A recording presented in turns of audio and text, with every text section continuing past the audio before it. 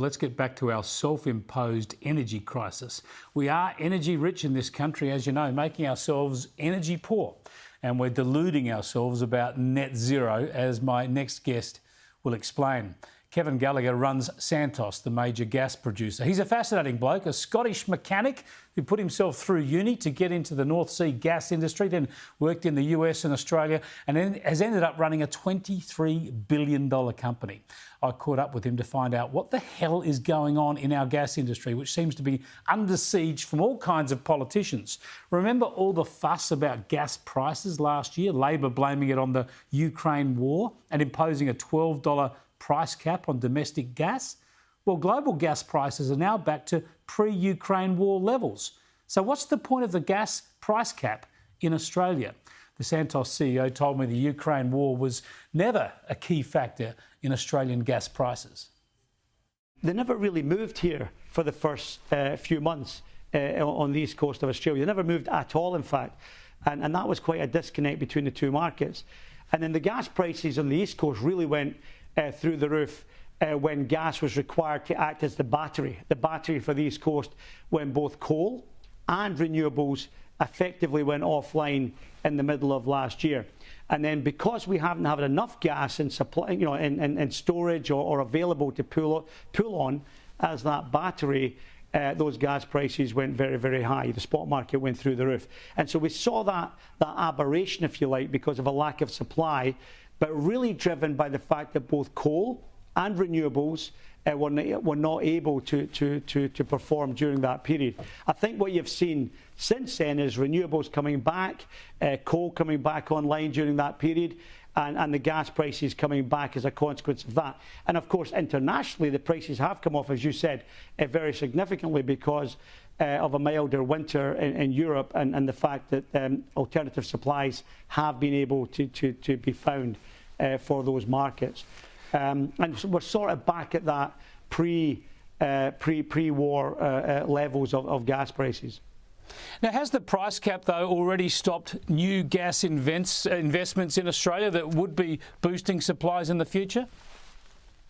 It's not so much that $12 that's the issue. It's the uncertainty about price fixing or price setting beyond that, where a regulator will set those gas prices in the future based on what they determine to be a reasonable rate of return. What that does is makes it very difficult for our investors, for our financiers, to support our investments, not knowing the mechanism or the price signals that we'd be using to justify those big capital investments. Now, the Greens are pushing for no new gas or coal projects in this country. They're trying to bully the Labor Party into agreeing to that. Are you worried about the federal government pandering to that demand? And tell us what would come to pass. What would be the consequences for Australia if we stopped investing in more gas? If the country was to stop investing in new gas, and by the way, it's not quite got there yet, but it's getting really hard to develop gas as it already is. But if the country was to stop investing in new gas supply, one thing it will not do is reach net zero. There is no way Australia can get to net zero without the use of gas as part of its energy mix, and that's just a fact. And so gas is critical to meeting those plans over the longer term.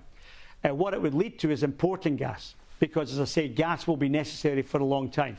Gas is the transition fuel for that transition to a lower carbon economy. I always describe gas as the battery of the nation. It's the ideal battery of the nation. It can be turned on in an absolute instant if it's available, and it can be ramped up and down very, very quickly and very efficiently. It's got much lower emissions, obviously, than coal.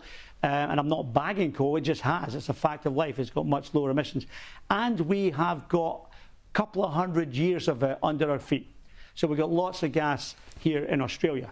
Now, as we move to decarbonise gas in the years ahead, that gas might become green gas or synthetic gas as we develop green hydrogen and make green methane from that. But ultimately, it's still gas. And gas is the most flexible energy source that we have, and it's the perfect partner for renewables. So for those days where the sun doesn't shine, the wind doesn't blow, you want to be able to just turn the tap and turn that up. Am I worried that the government would pander to that? Of course I would be worried. I'd be worried for our industry, but I'd be worried for Australia, because the only alternative when you run out of gas, you'll start importing gas. And you'll then be paying 2.5, 3 times what you're paying today for gas, which will have a devastating impact on our manufacturers. This is the point, Kevin. There'd be no environmental benefit because we'd still need to burn the gas. The thing is, isn't it, surely if we're going to a highly dependent renewable electricity system, we need more gas, not less. We need more gas generation to firm up those renewables. Yeah, and I think we're starting to see that realisation in other parts of the world, Chris, as we work through and clarify the pathway to a lower carbon economy globally. If we stop developing our own gas, which we have a lot of under our feet and which we can supply and develop at the much lower cost than bringing international gas supply in, then unfortunately the alternative will be to import, and it'll be much more expensive. The RBA governor yesterday said we desperately need cheap, reliable power. As a nation, are we getting close to vandalising our own energy richness?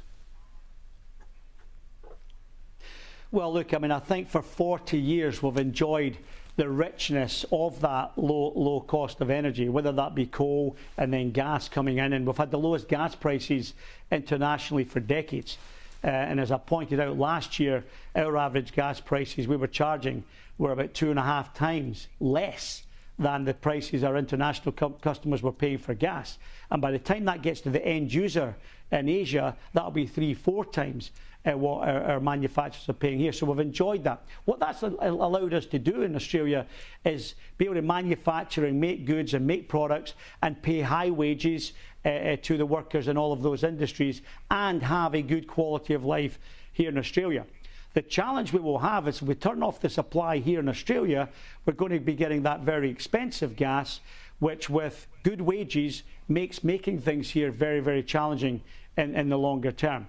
Now, I do believe we have a great renewable resource here in Australia, and it's great to see that we're investing in building that, but that alone will not carry the economy here in Australia. We will need gas to remain competitive internationally.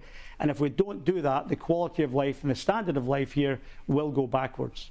It is the bare facts. It is the reality we have to confront. Thanks so much for joining us, Kevin. I appreciate your time.